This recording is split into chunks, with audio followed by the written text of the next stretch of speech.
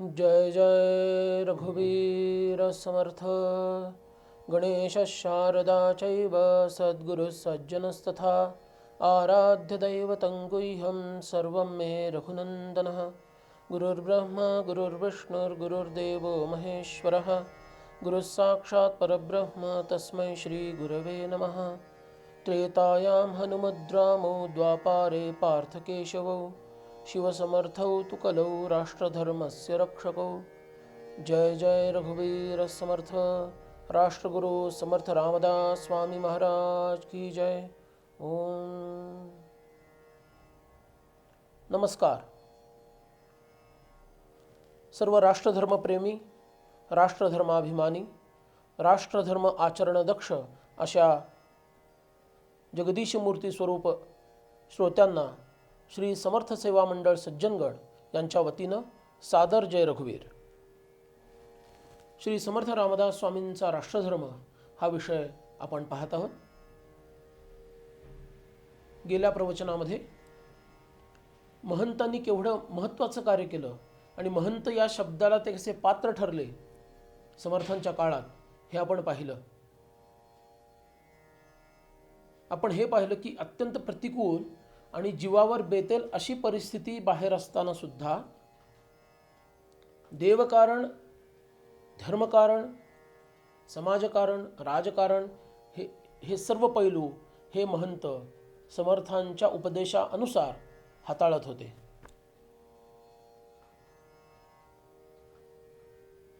समजा आपण जिथं राहतो त्या सहनिवासामध्ये, म्हणजे ज्याला सोसायटी म्हणतात, त्याच्या आसपास कुठं घरफोडी झाली असं जर आपण ऐकलं तर जोपर्यंत ते घरफोडी करणारे चोर सापडत नाहीत किंवा त्या घरफोड्या बंद होत नाहीत तोपर्यंत सुखाची झोप आपल्याला लागत नाही। हा बऱ्याचशा लोकांचा अनुभव आहे। आपलं घर किती बंदिस्त असतं पण तरीही माणसांना भय वाटतं। पण या महंतांचा जर विचार केला तर कधीही यांचा घातपात होऊ शकतो। दिवसा ढवळ्या यांच्यावर आक्रमण होऊ शकतं, यांना मारण्यात येऊ शकतं, मंदिराचा, मठाचा, मूर्तीचा विध्वंस होऊ शकतो। रात्री कोण सांगावं? आणि कोणीही समाजातील व्यक्ती त्यांच्या पाठीशी उभी राहणार नाहीये, कारण समाजच असा भयभीत झालेला आहे। अशा परिस्थितीमध्ये हे महंत एका सद्गुरूंच्या म्हणजे समर्थ रामदास स्वामींच्या आज्ञांचं पालन करणं म्हणून आणि भगवंतावरचा विश्वास ह्या जोरावरती किती निर्भयपणे काम करत होते हे विचारात जरी घेतलं तरी चित्त रोमांचित आणि अंग पुलकित होऊन जातं।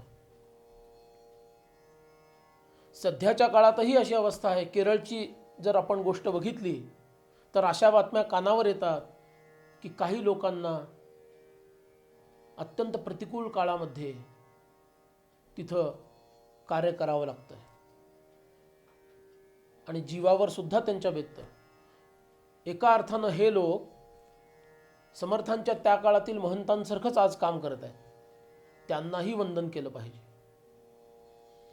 पण मी अधिकारानं नव्हे तर आत्मीयतेनं आणि समर्थांच्या वाङ्मयाचा थोडाफार चिंतन मनन करून समर्थांच्या चरित्राकडे बघून असं या लोकांना सुचवू इच्छितो की भगवंताचं अधिष्ठान जर त्यांच्या कार्यामध्ये असेल, ते नाही आहे असं माझं म्हणणं नाही आहे, पण ते अजून अधिक असेल तर निश्चितच तो रामराणा नुपेक्षी कदा राम दासाभिमानी या नियमाला धरून त्यांचं रक्षण करायला तत्पर असेल।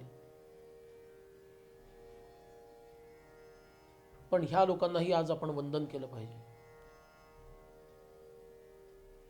पण ह्या महंतांना त्या काळामध्ये कोणत्या गोष्टींना तोंड द्यावं लागत होतं, कोणत्या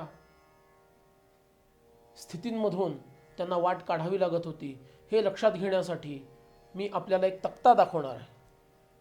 त्या तक्त्यामध्ये आपल्याला लक्षात येईल की कोणत्या पद्धतीनं देशकारण आणि राजकारण चालत होतं।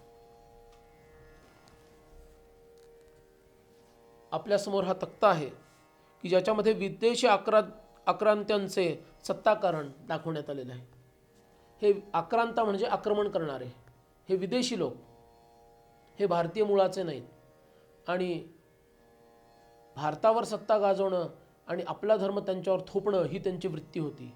ह्यांचं मुळात सत्ताकारण हे दोन पद्धतीनं चालत होतं. एक होतं राजसत्ता आणि दुसरी होती धर्मसत्ता. खरी तर ती अधर्मसत्ता असं म्हणायला पाहिजे. या दोन स्तरांवरती त्यांचं काम चालायचं आणि दोघंही एकमेकांना संगनमत करून असायचे. दोघांचा एकमेकांशी ताळमेळ असायचा, पक्का ताळमेळ. त्याच्यातील राजसत्तेचा जर विचार केला तर राजसत्तेचे दोन विभाग पडतात, एक अहिंदू आणि दुसरी हिंदू. दोघंही या विधर्मी लोकांसाठी काम करणारे. या अहिंदूंमध्ये मग सुलतान आले आणि बादशाह आले आणि वजीर, सरदार, ठाणेदार इत्यादी लोक. या ठाणेदारांचं उदाहरण आपण पाहिलेलं आहे. पण बादशहाच्या, सरदाराच्या आणि सुलतानाच्या सांगण्यानुसारच हे ठाणेदार वागत असत. त्यांचा कार्यक्रम ठरलेला असायचा. त्यामुळं या पद्धतीनं सत्ता गाजवली जात असे. ठाणेदाराचं उदाहरण आपण बघितलेलं आहे. मुसळराम गोसाव्यांच्या संदर्भातील किंवा उद्धव स्वामींच्या संदर्भातील गेल्या प्रवचनामध्ये हा विषय बघितला आहे. पण दुर्दैवाची गोष्ट अशी की ह्याच सत्ताकारणात म्हणजे राजसत्तेच्या अनुसार सत्ताकारणामध्ये असणाऱ्यांमध्ये हिंदू लोकही होते की ज्यांचं बाह्यांग हिंदू होतं पण अंतरंग जणू काही अहिंदू झालं होतं. यांच्यासारखंच जणू काही झालं होतं.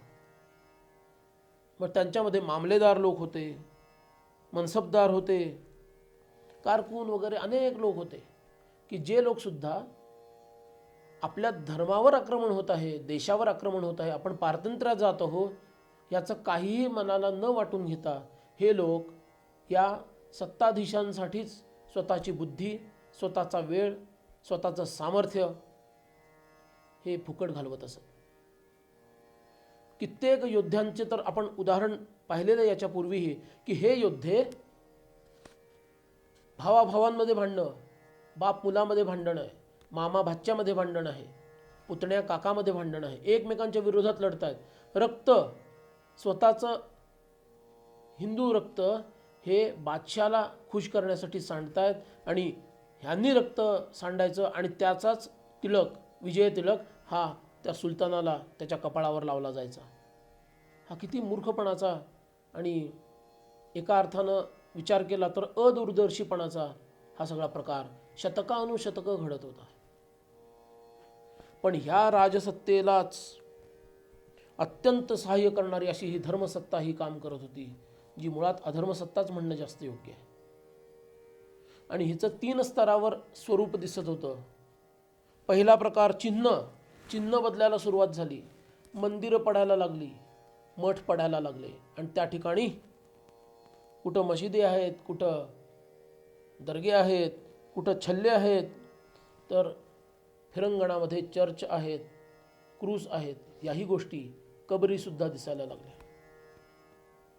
उत्सव, रमजानसारखे, ईद, शब्बे बरात असले हे सगळे उत्सव पण दिसायला लागले की जे पूर्वी कधी होत नसत. आणि या उत्सवांच्या माध्यमातून काफिर म्हणवले जाणारे लोक आपल्याकडे वळत आहेत का आणि त्यांना आपल्यामध्ये आपल्या कंपूत घेता येते का हा प्रयत्नसुद्धा होत असे. आणि तिसरा जो हा प्रचारकांचा प्रकार आहे हा तर महाभयंकर होता. हे प्रचारक मौलवींच्या रूपात, काझींच्या रूपात, फकीरांच्या रूपात असायचे आणि फिरंगणामध्ये हे पादऱ्यांच्या रूपातही असायचे. आणि हे सर्व लोक धर्मांतर करण्यामध्ये वाकबगार असायचे. धर्मांतर करण्यातच ह्यांना रस होता आणि त्यांच्या सत्ताकारणाचा तो एक भाग होता. आणि हे लोक काफिरांचाच जर फकीरांचाच विचार केला तर 6 लाखाहून अधिक असे फकीर पूर्ण भारतात फिरत होते असं इतिहासात वर्णन केलेलं आहे. हे सुफी फकीर होते बरं. लोक म्हणतात सुफी लोकांनी वेदांतापासून प्रेरणा घेऊन केलेलं आहे. एका अर्थानं ते तत्वतः सत्य जरी असलं तरी हे लोक याच सत्ताकार्यांच्या हातचे बाहुले म्हणून काम करत असत. अशा या नानाविध प्रकारच्या आघाड्यांवरती या महंतांना तोंड द्यावं लागायचं. केवढे श्रेष्ठ कार्य त्यांना करावं लागलं असेल याचा विचार केलेलाच बरा. आणि त्याच अनुषंगानं समर्थ रामदास स्वामी जेव्हा 1645 इसवी सनाच्या महाराष्ट्रात आले, विशेष करून महाबळेश्वर क्षेत्री आले, तिथून त्यांनी काही काळ ब्रह्मारण्यात घालवला. त्या काळामध्ये महाबळेश्वराला तीर्थस्थान मानलं जायचं. त्याला ओल्ड आणि न्यू असं विभाजन त्या काळात नव्हतं, आम्ही केलेलं आहे. ब्रिटिशांच्या काळात हे विभाजन झालं. क्षेत्र महाबळेश्वर वेगळं आणि नवीन महाबळेश्वर वेगळं, हे आत्ता झालेलं आहे.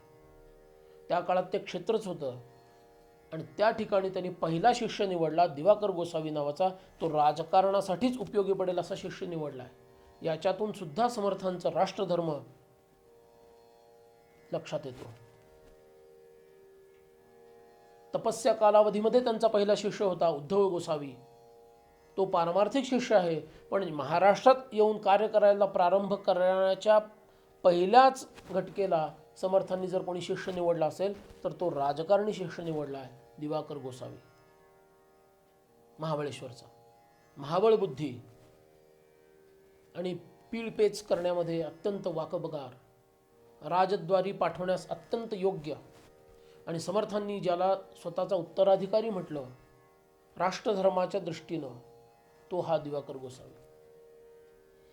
आणि त्यानंतर समर्थ थेट आलेले आहेत ते त्या काळामध्ये शहाजीराजे शिवाजीराजे ज्या भागामध्ये स्वतःची सत्ता चालवत होते, आदिलशाहीचाच तो भाग, पण शहाजीराजांच्या माध्यमातून शिवराय हे चालवत होते, त्या शहापूर, मसूर, उंब्रज ह्या प्रांतामध्ये समर्थ येऊन दाखल झाले.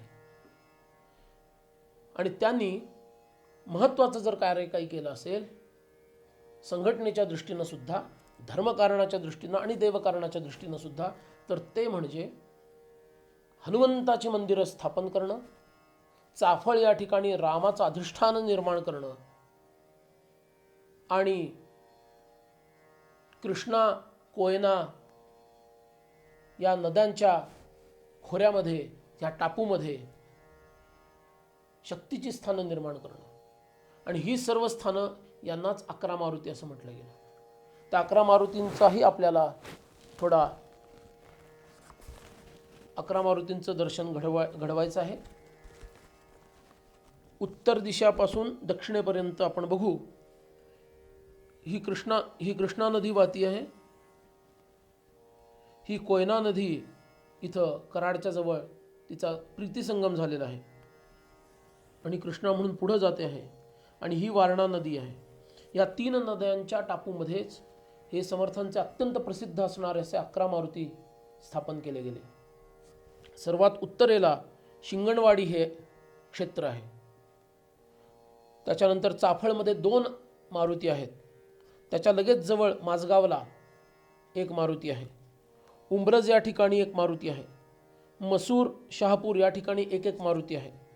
बहे इथे 1, 32 शिराळा या ठिकाणी 1, पारगाव आणि मनपाडळी या ठिकाणी 1 असे 11 मारुती समर्थांचे फार विशेष म्हणून मानले जातात. यांनाच वारीचे मारुती असंही म्हणतात. आणि असा कयास दाखवला जातो. ही जी तुटक रेषा दाखवलेली आहे लाल रंगाची, ही तुटक रेषा त्या वारीचा मार्ग दाखवते. आणि ह्या वारीचा मार्ग केवळ धार्मिक नाही आहे, जो सध्याच्या काळात तो धार्मिक स्वरूपाचा मार्ग आहे. त्या काळामध्ये केवळ धार्मिक मार्ग तो नव्हता, तर त्याचा थेट संबंध हा राजकारणाशी होता, राष्ट्रकारणाशी होता. आणि ह्या मार्गातूनच पुढं अजूनही उत्तरेला महाबळेश्वर, वायव्य दिशेला येणाऱ्या प्रतापगड, शिवथरगड, सुंदरमठ, वाई वगैरे हे जे प्रांत आहेत की जिथं भरपूर राजकारण खेळलं गेलं. आणि नंतरच्या काळात रायगड पण, रायरीचा भाग रायगड हा पण नंतरच्या काळात निर्माण झाला. त्याचा संबंध या सर्व 11 मारुतींशी आहे. याच्यातील 3 मारुती तर आपल्याला स्पष्टपणे लक्षात येतात की त्यांचा संबंध राजकारणाशी कसा आहे. एक आहे या शिंगणवाडीचा मारुती. हा शिंगणवाडीचा मारुती आणि शिवाजी महाराजांना मिळालेला समर्थांकडूनचा अनुग्रह ह्याचा अत्यंत दाट संबंध आहे. तो आपण राजकारण या स्वतंत्र विषयामध्ये नंतर पाहू. दुसरा आहे तो मसूरचा मारुती, त्याचं चिंतन आपण आत्ता करणार आहोत. आणि आणखी एक आहे तो म्हणजे पारगाव मनपाडळे इथले मारुती. याचा संबंध या पन्हाळगडाच्या प्राप्तीशी आहे. तोही मुद्दा आपण नंतरच्या वेळेला पाहणार आहोत. पण हे जे 11 मारुती आहेत त्यांचा हा संबंध स्पष्टपणे लक्षात येतं की हे सर्व मारुती हे शिवाजी शहाजीराजे हे जिथं कार्य करत असत, जिथं सत्ताकारण चालू होतं, जिथं रामराज्याच्या स्थापनेचा प्रयत्न सुरू होता, त्या ठिकाणी या मारुतींची स्थापना समर्थांनी केलेली आहे. याच्यातील मसूर हे जे ठिकाण आहे हे ठिकाण फार महत्त्वाचं आहे.